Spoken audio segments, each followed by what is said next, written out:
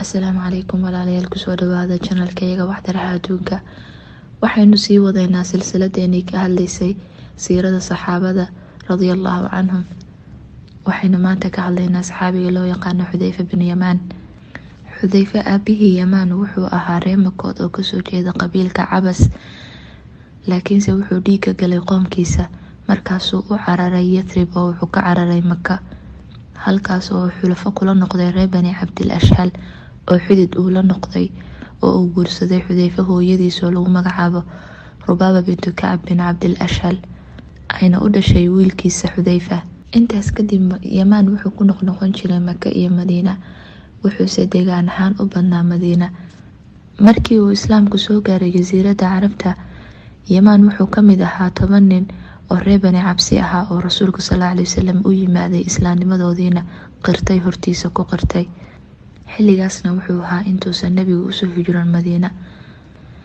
Sidaas la ajligeed Xudayfa wuxuu ahaa asalkiisa Maki, laakiinse wuxuu ku barbaaray Madiina. Xudayfa bin Yamaan wuxuu ku barbaaray guri muslim, waxaa koriyay hooyo iyo aabba muslimiin ah oo kamid ah kuwii ugu horeeyay ee diinta islaamka qaatay.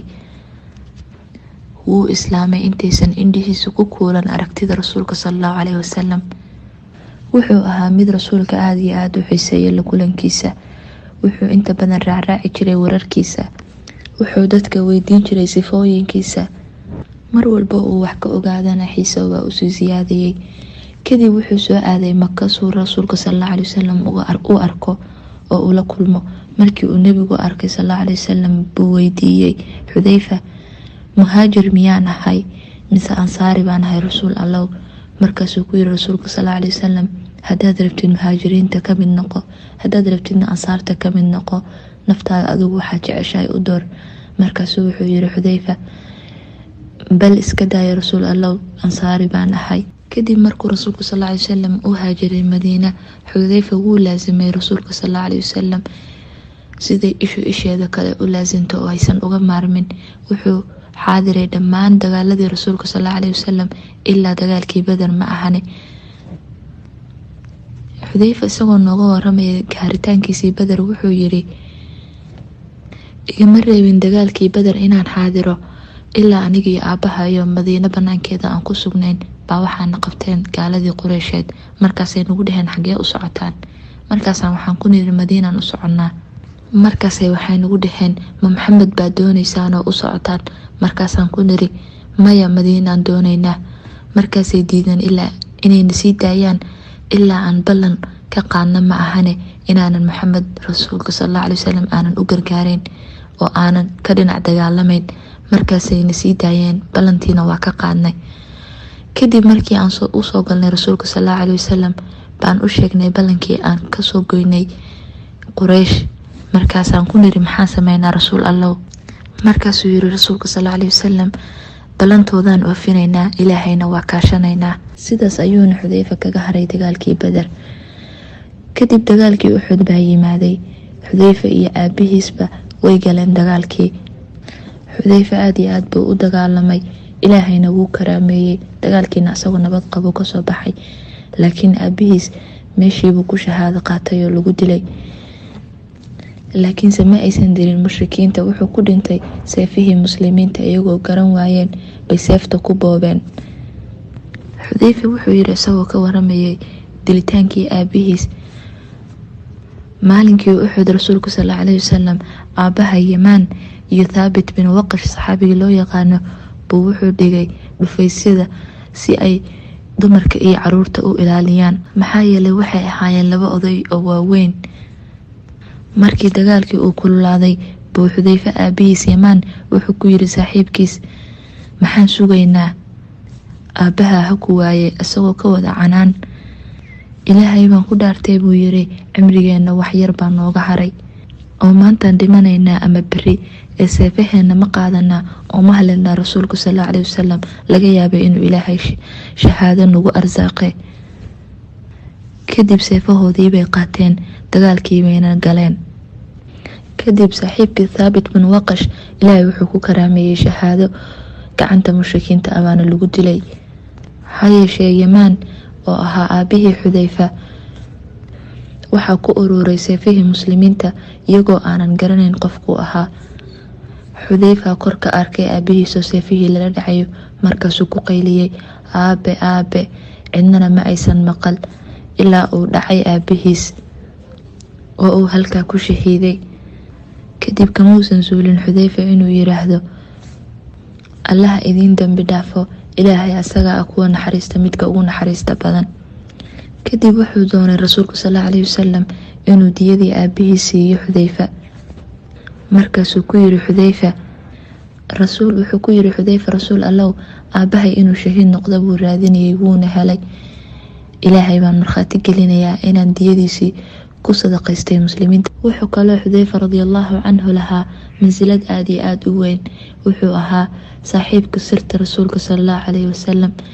Madiina oo waqtigaas ay muslimiintu ku wajahayeen dhibaato weyn, taasoo ay ahayd munaafiqiin badan oo Madiina joogtay oo nabiga sallallahu alayhi wasallam iyo asxaabtiisa u maleegi jiray dhagar. wuxuu rasuulku sallallahu alayhi wasallam u sheegay magacyada munaafiqiinta oo dhan Xudayfa bin Yamaan, waana sir uusan rasuulku hal qof oo kale asxaabtiisa kamida uusan la wadaagin.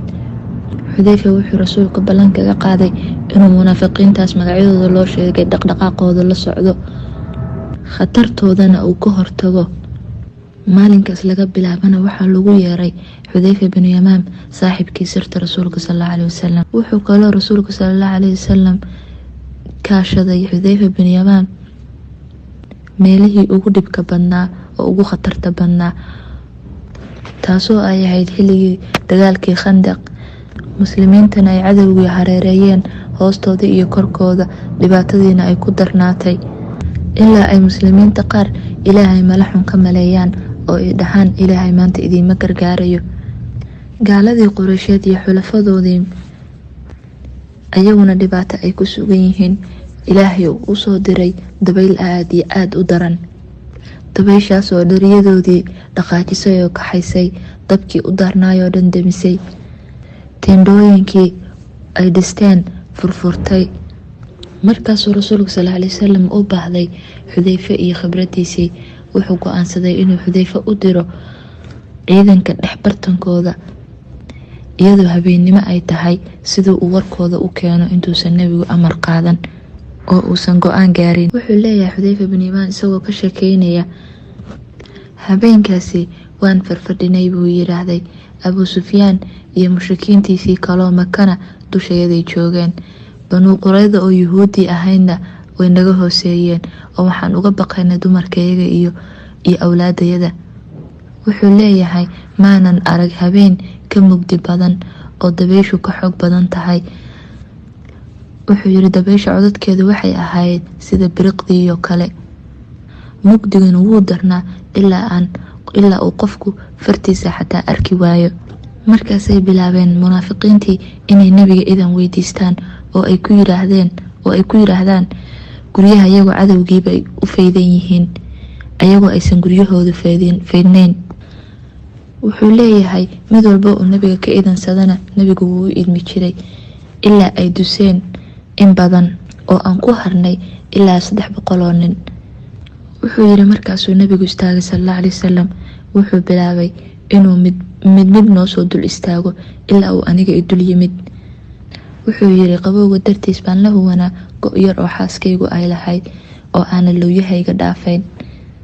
kadib rasuulku wuu ii soo dhawaaday, markaasuu igu yiri, waa kuma kan? markaasaan ku iri buu yiri, Xudayfa. markaasuu wuxuu igu yiri, Xudayfa, oo uu ka hubsanaya inuu Xudayfa yahay. markaasaa wuxuu yiri, dhulkaan isku dhajiyey anoo dhibsanaya inaan kaco gaajo iyo qabow darteed. kadib baan iri buu yiri, haa rasuul allah Xudayfa. markaasuu wuxuu igu yiri, waxaan rabaa inaad tagtid oo dustid oo gaalada u tagtid oo warkooda aad ii keentid intaad isqarisid. markaasaan kacay anigoo aad iyo aad u qabowsan oo u argagaxsan.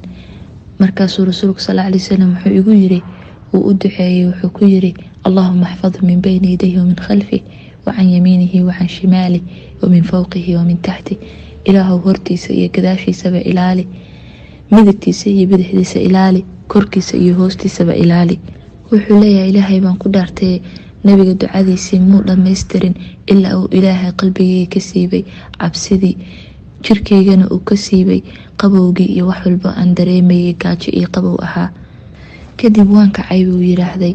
markaasuu nabigu wuxuu iga daba yiri, Xudayfow, markaad u tagtid gaalada waxba ha samaynin ilaa aad aniga iiga imaanaysid. markaasaan waxaan ku yiri buu yiri, haye. wuxuu yiri, waan tagay ilaa aan ciidamadii gaalada usoo galay, waan dhex fariistay buu yiri sidii inaan ka mid ahay. kadib wax yar kama soo wareegin ilaa Abu Sufyaan uu istaagay isagoo khudbaynaya. markaasuu wuxuu ku yiri, reer Quraysheedow, hadal baan idin dhahayaa, waxaana ka cabsi qabaa hadalkaas inuu Maxamed gaaro. nin walbow ninka kugu dhagan oo ku ag fadhiya fiiri ciduu yahay. markaas baan isla markii waxaan qabtay gacanta ninkii ag fadhiya igu dhaganaa. markaasaan waxaan ku iri, yaa tahay? markaasuu wuxuu igu yiri, hebel baan ahay. markaasuu Abu Sufyaan istaagay. Abu Sufyaan yiri, Qurayshay, ilaah baan idinku dhaartay, naftayadu way halaagsantay, reer Bani Quraydana way naga tageen, dabeyl daranna waan la kulannay. waa u jeedaan xaaladdu meesha ay naga maraysay, soo kaca, anigu waan tegayaa, waa laabanayaa. kadib awrkiisii buu aaday, wuxuu ka furay xarigii awrka ku xirnaa. markaasuu fuulay. Xudayfa wuxuu yiri, haddii uusan rasuulku i amri lahayn inaanan waxba sameeyeen, waxaan ku dili lahaa leebkayga.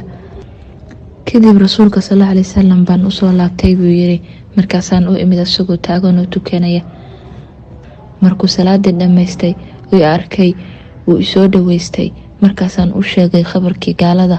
markaasuu rasuulku sallallahu alayhi wasallam ku farxay, ilaahay wuuna ammaanay oo ku xamdiyay. wuxuu Xudayfa hayay sirta rasuulka sallallahu alayhi wasallam intii ay naftu ku jirtay. Umar radiyallahu anhu wuxuu ahaa markuu qof muslimiinta ka mid ah dhinto, wuu weydiin jiray dadka, Xudayfa ma ku tukaday qofkaas? haddii ay ku dhahaan haa, Umarna salaatul ghaib buu ku tukan jiray qofkaas. haddii ay ku dhahaan maya, wuu shakin jiray, wuxuu ka shakin jiray inuu munaafiqiintii ka mid yahay, mana uusan ku tukan jirin. maalmaha ka mid ah buu Umar weydiiyey Xudayfa, shaqaalayaashayda ma qof munaafiqa ku jira? markaasuu Xudayfa yiri, haa. markaasuu ku yiri Umar, itusi. markaasuu Xudayfa yiri, maya, kuma tusinayo.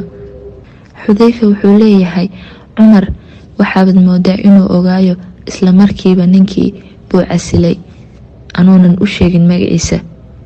Xudayfa radiyallahu anhu wuxuu ahaa mid Allah aad iyo aad uga baqa. waxaa la wariyay inuu yiraahday, kaana الناس يسألون رسول الله الخير وكنت أسأله الشر مخافة أن يدركني. dadku waxay rasuulku sallallahu alayhi wasallam weydiin jireen khayrka, aniguna waxaan weydiin jiray sharka anoo ka baqay inaan sharka ku dhaco ama uu sharku i haleelo. wuxuu ilaahay Xudayfa gacantiisa muslimiinta ugu furay magaalooyinka Nahawanda, Diinoor, Hamadaan iyo Ray oo ka mid ahaa dhulkii Faris. markii ay Xudayfa geeridii u timid, waxaa u yimaaday saxaabadii qaar ka mid ah habeenkii. markaasuu wuxuu ku yiri, waa saacadan? markaasay waxay ku dhaheen, salaadii subax baan u dhownahay. markaasuu wuxuu yiraahday, ilaahay baan ka magan galayaa subax naarta la igeeyo. markaasuu wuxuu ku yiri, kafantii ma ii keenteen? markaasay ku dhaheen, haa.